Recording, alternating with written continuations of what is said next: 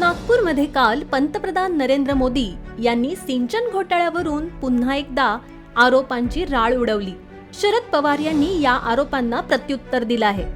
सिंचन घोटाळ्यावरून मोदींनी पुन्हा आरोप केलेत का, असा सवाल करत जोरदार हल्लाबोल केला. मोदींनी यापूर्वी सुद्धा भोपाळच्या सभेत राष्ट्रवादी काँग्रेस पक्षावर सिंचन घोटाळा, राज्य सहकारी बँक घोटाळ्यावरून आरोप केले होते. त्याचं पुढे काय झालं? त्यांनी त्यावेळी कुणाचं नाव घेतलं, असा खोचक सवाल त्यांनी विचारला. ज्यांचे नाव घोटाळ्यात घेण्यात आले ते आज मोदींसोबत फिरत असल्याचा चिमटा त्यांनी काढला. अहमदनगरमध्ये पत्रकारांशी त्यांनी संवाद साधला. त्यावेळी त्यांनी विविध विषयांवर मत स्पष्ट केलं. जवळपास 10 महिन्यांपूर्वी पंतप्रधान नरेंद्र मोदी यांनी भोपाळमध्ये बूथ कार्यकर्त्यांना मार्गदर्शन करताना राष्ट्रवादी काँग्रेसवर हल्लाबोल केला होता.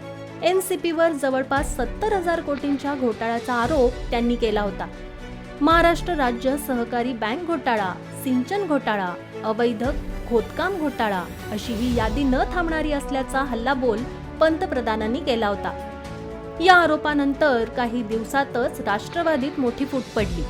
आता अजित पवार हे महायुतीतील घटक आहेत.